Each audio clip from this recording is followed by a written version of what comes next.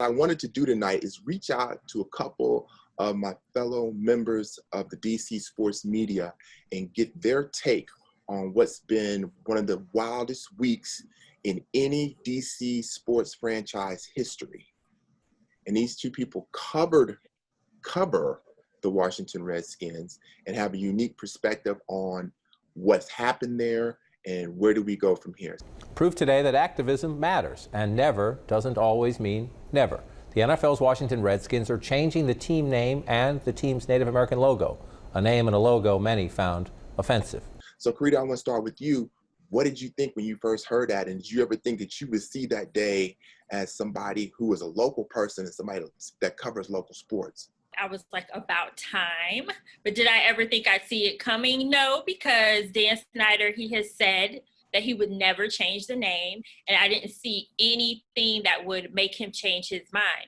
But when FedEx stepped up and Nike started removing their merchandise, and then I believe Walmart, Target, and other brands followed, I had a feeling that it would push him in that corner because money talks, and I had a feeling that that is Dan Snyder's language. Donna, you've covered this team, and more importantly, Donna, you've come in contact over the years with so many guys that have played for the Skins, and you know the amount of pride that they have in that name and in that franchise and in that organization.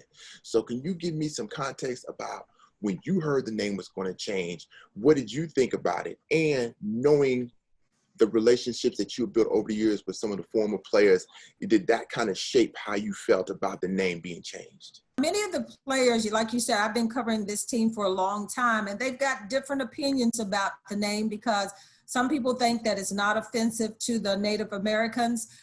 Even my colleague, Gary Clark, that's on the show with me on Tony McGee's Pro Football Plus, he doesn't see it as a problem as far as the name staying Redskins. And then you got Tony, who says it needed to be changed. And then Andre Collins, when he came to the Washington Redskins years ago, he said that he was offended by that name then and wanted it changed because it was the right thing to do. And that was back years ago when he, was talking about as a rookie coming in, talking about names should be changed, and it didn't happen. And like Dan Snyder said, no way in 2010 that was going to happen. So you've got opinions about the fans saying they tied to the name, where it's not about the name because it's about the football team. Brian Mitchell even mentioned the fact that, we didn't play football for the Redskins name. We played football for each other as far as for the team. People around here were acting like it was a mourning. They were mourning the name, like there was a death in the family. And I understand attachment, and I understand feelings, and I understand going to RFK, and maybe you have relatives in the band and everything. I understand that. And the name change doesn't change any of those memories. You'll still have those memories, but I was really taken aback. I shouldn't say taken aback. I should have known that that passion for that name runs deep around here, particularly for the people that are from here. But when Dan Snyder and the team announced that they were actually going to change the name, I saw on social media Native American reservations that have social media channels celebrating that fact. The Navajo Nation also issuing a statement saying, in part, on behalf of the Navajo Nation, we thank and commend all of our Indigenous brothers and sisters who dedicated themselves to a just cause and won. I think at the end of the day, do you really want to continue to be a part of a conversation about your team's name being racist? And a dozen women alleged sexual harassment and verbal abuse by former team employees at Redskins Park. And we found out that the Washington Post ran an expose where they talked to 40 female employees at Redskins Park over the years. I believe they said from 2006 to 2019. And the revelations were devastating, just absolutely devastating. Yeah. So we have sexual harassment, we have verbal harassment, abuse. Yeah. Absolutely, yeah, not even harassment, abuse.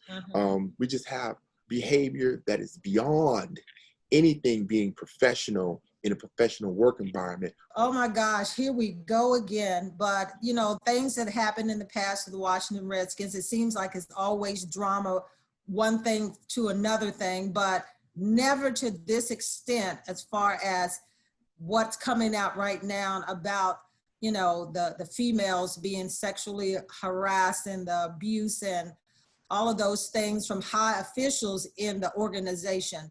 And to think that nobody knew about it. And I thought about something that happened about a year or so ago with the cheerleaders, what that story that came out about them going on the vacation and they wanted some of the cheerleaders to go, and that came out and they was like, no, that's not true. We weren't trying to sell them, prostitute them or anything like that.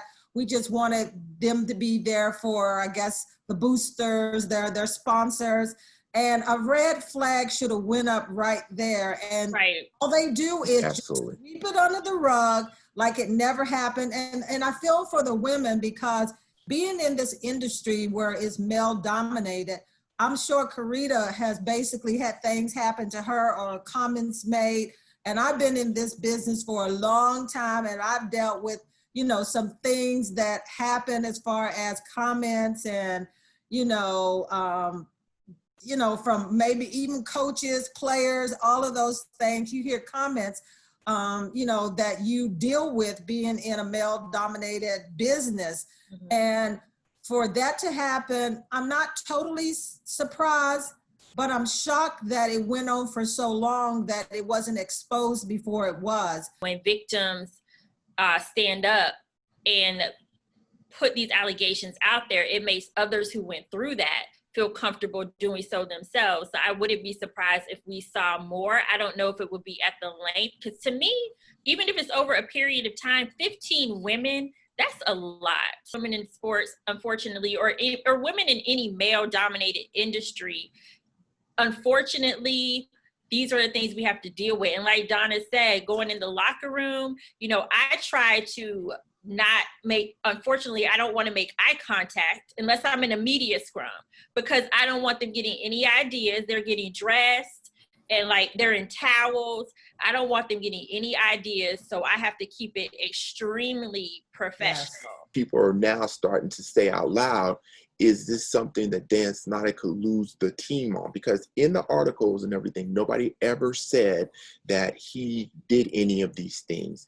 And nobody, people make the point that, well, he had to know something because he was the boss.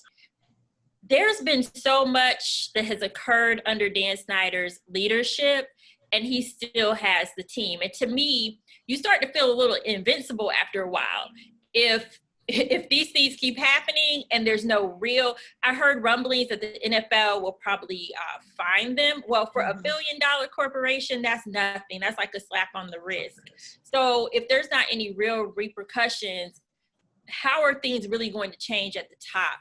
Dan Snyder releasing a statement, and I quote, "The behavior described in yesterday's Washington Post article has no place in our franchise or society. This story has strengthened my commitment to setting a new culture and standard for our team, a process that began with the hiring of Coach Rivera earlier this year. Beth Wilkinson and her firm are empowered to do a full, unbiased investigation and make any and all requisite recommendations. Upon completion of her work, we will institute new policies and procedures and strengthen our human resources infrastructure to not only avoid these issues in the future, but most importantly, create a team culture that is respectful and inclusive of all." He needs to actually come out and speak on this. I know he did a statement, but say that again, Donna? It was a weak statement. Right. It was a very weak statement. I mean, there was no real responsibility taken. There was no apology to the victims. Even if you don't think you had anything to do with it, it happened under your leadership. So you need to apologize to those women who came out. There was nothing there. He didn't tell us anything that we already didn't know or whatnot. But I think that he really needs to come out and speak. And I know he doesn't do that much, which is exactly why he needs to do so. Your organization is under fire right now, honestly, from the name to these accusations. So people need to see your face. If they really feel like things are going to change, they need to see your face, and they need to see you face this.